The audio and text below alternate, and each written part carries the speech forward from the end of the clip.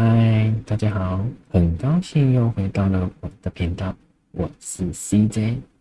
今天的影片主题是49亿美元期权合约到期，将造成市场剧烈波动。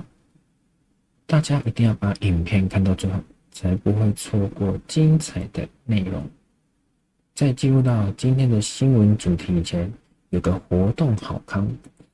现在只要使用我的注册连结完成了首次注册，并且符合新用户的资格，就有1000U 的仓位。而这个仓位呢，可以大胆的去开，用力的开，亏损的话没关系，重点是获利还可以提币走，非常的划算。而这个活动呢是有时间限制的，现在只剩下54天，请大家还没有加入的，赶快使用我的注册连结。加入 Joker 大家庭。好，我们就来看到今天的第一则新闻，也就是台湾首家传统金融踏入数位资产领域啦。而这个台湾金管会在2024年11月28日推出了一项计划，也就是虚拟资产保管业务。而且呢，他们也开放了金融机构踊跃的报名参加。那他报名的时间呢，是在2025年1月1日至4月30日，为期4个月的时间。最后大家猜有几间报名？给你们3秒钟的时间猜。哇，不等了，答案是4间：国泰世华、中信、凯基跟联邦银行。而申请完就 OK 了吗？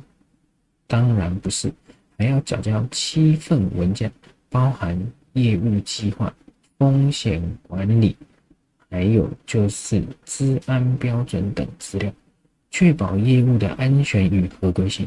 而且它审核的期间呢，要2个月。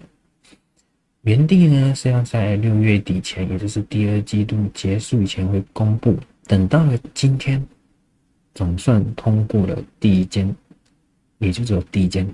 也就是国泰世华银行，而国泰世华有在资安等管理上呢，有进行 up， 也就是更加的提升。除了要身份认证 KYC 以外，还加入了交易地址的关联功能，也就是 KYA Know Your Address， 跟追踪资金流向的 KYT Know Your Transaction， 共同构成了防火墙，从而有效的阻止洗钱等非法活动。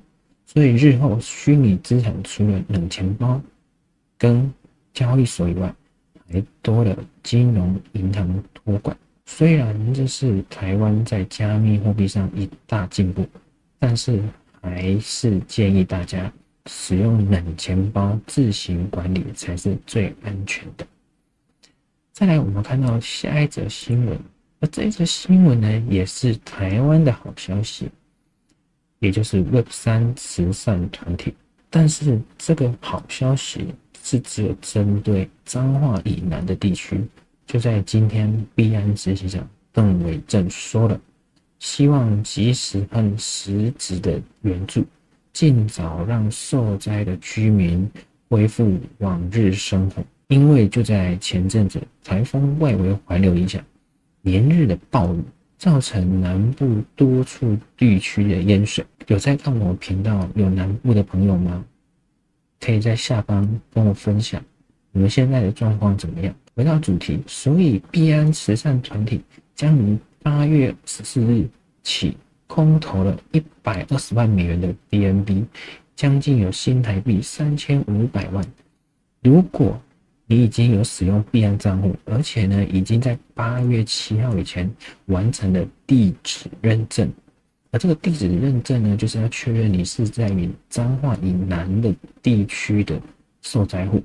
再来呢，就会收到了80美元的 BNB。若是还没有地址认证的也没关系，因为呢，你只要在看到我影片的现在到20号以前，包含20号哦，都是可以赶快去完成地址认证，还将会有30美元的 BNB， 而且呢是要在15000名以前哦，所以呢大家一定要赶快完成地址认证，币安除了帮助各国辅导合规牌照，以及致力于提升区块链技术外，做公益也是不落人后，赞啊！币安 No.1。再来看到下一则新闻，半导体关税100%。没错，大家昨晚有没有猜到啊？好难过，大家都没有留言给我。大家可以踊跃的在影片下方跟我留言，我都会很热情的回复各位，好吗？就在昨天，台湾凌晨4点半，美国总统川普公布了重磅消息：如果不在美国建厂，那就会被征收100%的关税。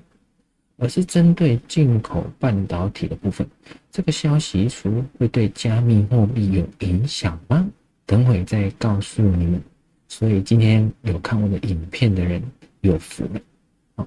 好，回到主题，虽然消息一出之前只有说要苹果关税会有100%的豁免，但是呢，就在宣布完的同时，也提到了台积电，也就是台积电呢也豁免了。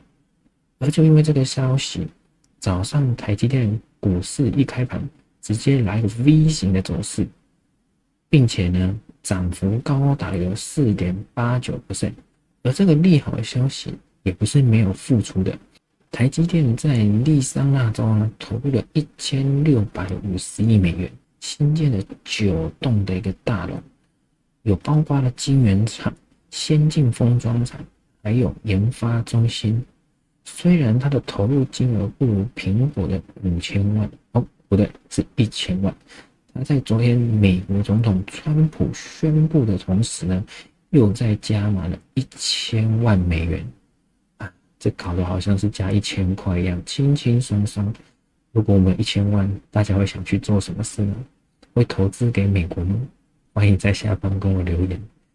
所以其实很明显，川普的企图就是要把整个半导体产业链留在美国，但是其实半导体关税的细节都还没有说清楚，像是产品出口是怎么定义，会不会以后什么都是 Made in USA？ 重点是在美国建厂之后才是一大的挑战，因为有人力、水电上的成本，还有文化的差异性，都是未来长期在美设厂一大考验。所以呢，不管是企业对于消费者也是，整体呢成本上的一个拉高，也会呢势必将这些金额呢转嫁给消费者，也就会呢造成呢消费者有可能不买单，而造成大部分的一个客源群呢都会流失。就在刚刚我所提到的，这次半导体关税对加密货币有什么影响？大家要听清楚哦，这是一个重点，其实是有的，也就是相关 AI 算力及资料处理的资产，也就是代币，短期呢会成为投资人的焦点。像是 AI 模型训练的话，就是 TAO， 而算力的话就是 DNDR、GLM、IO， 最后资料处理的就是 FIL、AR、GRT 以上这几只代币。但是其实不只是这几只，大家可以再去稍微看一下有关于 AI 链的相关币种。而大家短期呢可以重点的关注，也有可能呢下一波的暴涨趋势呢就是 AI 板块。最后大家所期待已久的，也就是今天的影片主题，49亿的美元期权合约要到期了，而这个到期的金额呢，真是吓死人。我们就来看到，期权合约是在指某个时间之前或者是之后呢，以指定的金额进行买卖。如果想要知道更详细的期权合约，大家可以去看小林说最新的那部影片，他讲解的非常的完善。就在我上片的时候，也就是8月1号，将有高达49亿美元的比特币和以太币期权到期。比特币是看跌大于看涨 1.38， 最大痛点 11.5 万美元。也就是说，目前大家对利率跟关税的不确定性呢，是不太看好比特币。但是大家别担心，因为看跌期权是集中在现货价格的一个下方，也就是说，比特币在下方有一定的支撑。而再来是以太币，以太币是不看涨也不看跌，价格是持平的。所以呢，大家对以太币现在这个情绪上呢是非常的平和，但是大家还是要特别留意，因为这49亿里面呢，有41.5亿就是比特币。如果这看跌期权最后真如下跌，将会带动整体市场剧烈的波动，也有可能会如《富爸爸与穷爸爸》的作者，也就是罗伯特清崎，如他所愿的一个期待成真的8月魔咒。但是还是有另外一种可能，也就是上涨的可能。因为呢，在造市商和机构呢，会以对冲的方式呢，来买入更多的现货，造成多空上的挤压，就成了大家俗称的且买挤压，就是反而呢会将比特币呢推向更高的价格。最后大家觉得看跌还是看涨？